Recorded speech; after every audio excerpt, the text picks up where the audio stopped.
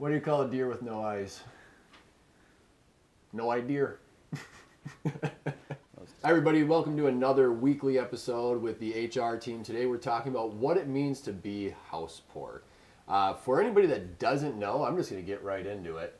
I don't know if there's an exact definition for house poor. I did look this up, and there was, I think it was Quicken Loans or someone said that they would define house poor if your payments are more than 30% of your annual income, whether that's dual income or single income. If it's more than 30% of your household income. And so I look at that. I remember when I bought my first house, I saw the monthly payment, went, oh yeah, that'll be no problem. And that was even with so that's a mortgage, insurance, taxes, and interest. I have a really careful. I want to make sure I got all four of those. Pity. Yeah, pity. And so I was just like, oh yeah, I can do that. Well, then the utilities came, and I was like, oh, utilities. And then when it's your first house, you're buying things like lawn mowers and even just going around and buying rugs and soap dispensers for throughout your house. So I was kind of like, this is really adding up, and our bank account went down really fast. Everything makes it more expensive. It adds up quick. Yeah, I mean, it really does. So, yeah, house broke. Jeremy, we were talking about this just right before we turned the cameras on, and I'd say you felt like you had a good explanation. You want to go ahead and define that? Well, very, very similar to yours. Again, buying more house than maybe what you should. So kind of spinning that into what we were discussing on one of our previous videos on what the market is doing right now. Say you got pre-approved to buy a house this time last year, and rates were lower. Price of homes are going up. You can qualify for a $500,000 house. So now fast forward a year later, and we're looking at those $500,000 homes, but interest rates have crept up. And that $500,000 house is now $515,000, $520,000. But in your mind, yep, this is the one I was looking at. I want to do it. Okay, we can get everything, and you're approved for it, but your payment is higher than what it was last year. Well, now when you figure out everything else that goes into it, you've got this really, really cool house, but you can't afford to go to the movies. You can't afford to, go to Whole Foods anymore. You've got to go wherever else. But, I mean, you're going to be looking to save money anywhere you can because you bought this house that you thought you could afford, and it's just, it's not that way anymore. Yeah, and where I've seen it in the past is when someone's going from their home on a city lot and they go out into the country, they buy 10 acres with a quarter-mile long driveway. Now you need a four-wheeler. You know somebody? Now you need a tractor and a bucket and a plow, and it's just costs you $20,000 to come up with those things. Or you want the new zero turn because your lawn is 4 acres. Need the new zero turn. So those are examples of times where we do see that as well, where people move into those homes and go, oh, well, I guess we're going to go buy some big machinery. Or they double the square footage of their house. Now they need to go buy furniture to fill everything. That and utilities. If I'm heating 1,500 square feet versus 3,000, nickel and diming, that's where I don't know if that's actually where it came from, but it makes sense in this point. You've got, say it's a larger home, like you had said, you can factor that in. It's going to take more energy to heat it, to cool it. You also have, the insulation factor. Maybe this house isn't as well built as your house you just came from. Your appliances that you have maybe aren't as efficient. Those are the things that those added costs sneak up on you, and you don't look at them until you get that first monthly statement. You're going, holy crap, that's 3 times larger than what I was before. Replace the utilities. Yeah. No, replace the appliances. Yeah. I'm going to say the hidden costs of new construction. Gutters. Yes. Window treatments. Everything. I mean, everything like that is like, it is. That was a big deal. We bought nobody had ever lived in it, but it was foreclosed on for a few years, sat vacant, but it was a new construction home. And I moved in, and I was a single guy. I was dating my wife at the time. She's still my wife.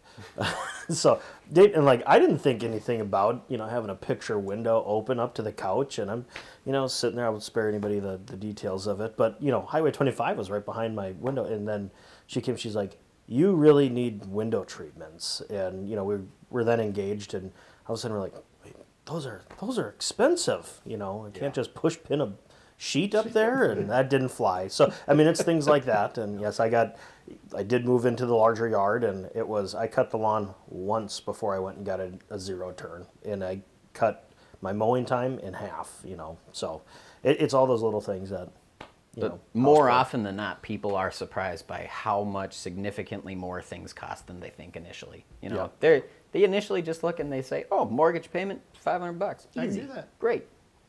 So the important question here is, what can we do to help? One of the things that I advise people when they are looking at a house, especially when they're first-time home buyers, is you decide how much you can afford, not your lender. Your lender is a good resource. They can help you a lot, but you need to be the one to decide how much you can afford. Do you remember when you bought your first house, what your lender said you could buy? Yes. And do you remember the differential? Yeah, we literally bought a house that was half the price, and not an exaggeration. It was half the price of what we were pre-approved for, and I still, after closing and after 5 months, was like, "Oh, this is starting to catch up on me a bit." Like we spent a lot of money moving into this house, where I almost felt overwhelmed, and I was shocked when I heard that number. Yeah. So, very, very thankful that we had decided ahead of time how much we could afford. Yep. Because I think that number is shocking for how much lenders, banks really want to give you money to spend. They want to get it back too, but yeah, I think it is shocking of that. And this is maybe geared more towards first-time home buyers. Yeah. Because you have had that as a homeowner now, is like, well, all right, I understand, and you maybe budget a little bit better for the next move that, oh, we do need an extra moving truck or materials or whatever. And that number that the lender are giving you, that is the highest number that they're willing to go, that they still feel mildly comfortable about getting that back. It's like, that doesn't mean that you're going to be comfortable at that number. Yeah, yeah. That's not like risky lending company. But anyway, so I think we've maybe defined, you know, house poor as basically all the stuff inside your house and outside your house. It's costing you more to, and life isn't comfortable at that time. Right. You know, you worry about the fridge going out or the furnace going out or, you know, Weren't an we unexpected. in an earlier video? This was, I think, Yes. last year. You know, measuring some things. So you've got quality of house, quality of life, and those two things go hand in hand when you're deciding how much house can we buy. And here's what we're used to doing. Like if you're somebody that goes out to eat 4 days a week and you do, you know, 3 vacations throughout the year, well, again, factor all that stuff in when you're Tyler for that. buying your house. I said 3, not 30.